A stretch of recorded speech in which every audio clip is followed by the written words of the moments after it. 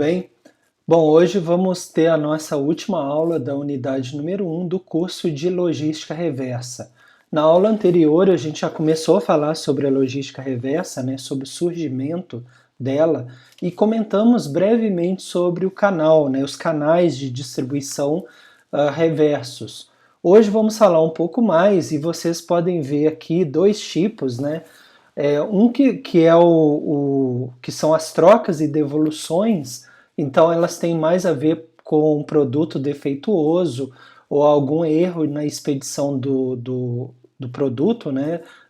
Quando se faz o pedido, pode ter algum erro.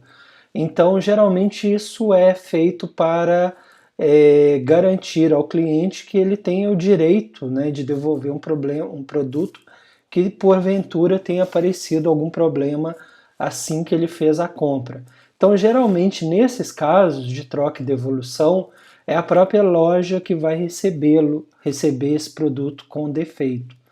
E essa é a chamada, a gente vai falar mais, mas esse é o chamado bens de pós-venda, né? E esse outro seria o bens de pós-consumo, são aqueles bens que a gente consome e que depois a gente descarta por algumas razões, ou porque aquele produto está obsoleto, ou porque ele estragou, ou porque ele está fora da validade, ou então porque é embalagem apenas. Então são os canais de logística reversa.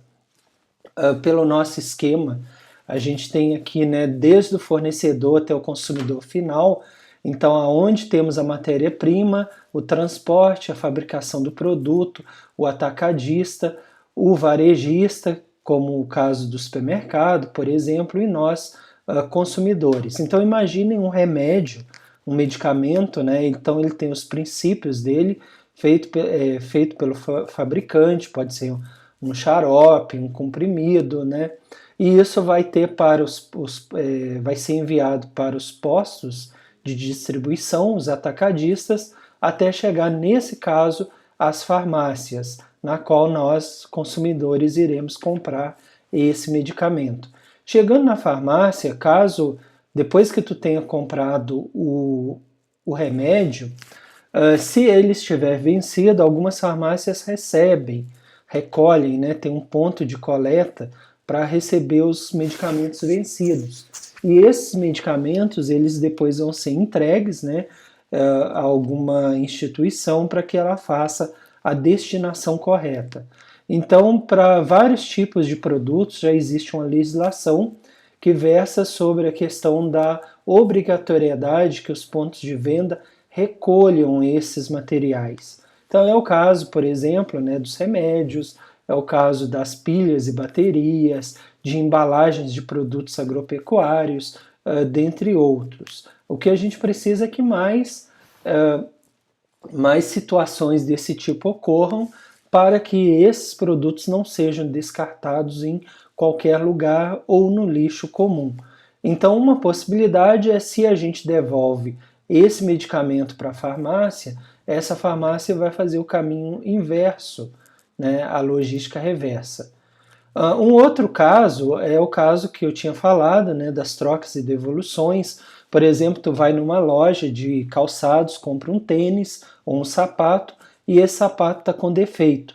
Então tu volta com ela na loja, né, a loja vai trocar o sapato ou vai te devolver o dinheiro e esse sapato ele vai seguir, né, ou ele vai ser consertado e revendido, por exemplo, naquelas pontas de estoque que a gente comentou, ou ele vai ser doado, ou ele vai para reciclagem, são algumas opções. Ou então tu vai usar o sapato ou tênis durante um tempo e depois ele vai ser descartado de alguma forma, né, para reciclagem.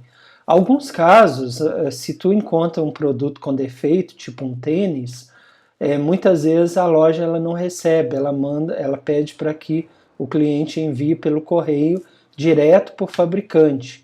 Então o fabricante, por exemplo, de uma grande marca de tênis, ele vai receber o tênis, né, com defeito, com a nota fiscal, e aí ou eles vão já proceder à troca e te devolver um novo tênis, né, um tênis novo, e depois eles tratam de arrumar aquele tênis com defeito, ou vai para a ponta de estoque, ou então eles fazem esse conserto e enviam de volta para o consumidor. Então, as empresas incentivadas pelas normas da série ISO 14000, que é a certificação de gestão ambiental, e aí lembrando que a gente tem um curso gratuito sobre esse assunto, preocupados com a gestão, nesse canal mesmo, né? Então, preocupados com a gestão ambiental, começam então a destinar para reciclagem os produtos resultantes de seus processos produtivos, que antes eram lançados no meio ambiente ou queimados a céu aberto. Um exemplo, né, os pneus, né? Passaram a se destacar como matéria-prima e deixaram de ser tratadas como lixo. No caso específico do pneu, se vocês procurarem aí na internet, né, no YouTube, vídeos sobre reciclagem de pneus, vocês vão ver que dá para fazer muita coisa com pneu e que tem lugares na qual se mistura o pneu, né, a borracha do pneu no asfalto, e isso ajuda no rendimento e até diminui o barulho quando os carros passam sobre esse asfalto. Tá? Então, pneus, óleo lubrificante, bateria veicular, água de lavagem de frota, etc. Então, dessa forma, pode ser observado o fenômeno da logística reversa no processo de reciclagem, uma vez que alguns materiais retornam aos diferentes centros produtivos em forma de matéria-prima. Então, a ideia seria essa, por exemplo, tu ter os pneus, né, no caso dos pneus aqui, um ponto de coleta, lojas, revendedores, ele vai enviar de novo para os fabricantes, por exemplo, Pirelli, Michelin, Bridgestone e Goodyear, para reciclagem. Então, ou essas empresas mesmo vão fazer esse trabalho de reciclagem, ou eles vão enviar para um ponto de reciclagem para retornar ao processo produtivo, talvez fazendo novos pneus ou outros produtos utilizando a borracha, ou então, no caso, esse ponto de coleta aqui pode destinar a outros locais que não sejam os fabricantes, mas direto para o ponto de reciclagem, por exemplo, para utilizar para a situação lá do asfalto, né, que eu tinha comentado. Então são várias possibilidades. A gente está finalizando a unidade 1 da logística reversa, mas são 4 unidades, tá? Tem muita coisa para falar sobre esse assunto, e agora, a partir da segunda unidade, a gente vai trabalhar mais a logística reversa, ok? Então, terminando essa unidade, quero convidá-los a se inscrever nos nossos canais no YouTube.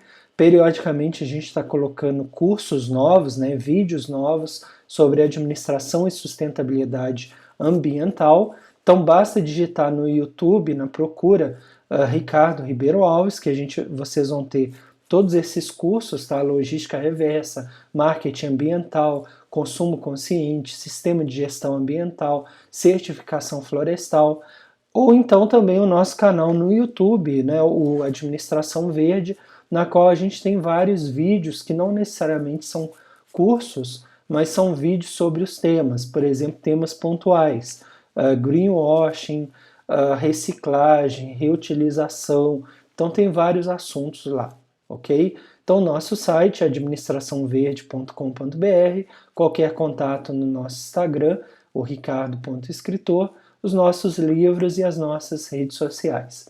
Agradeço a atenção de todos e até a próxima aula.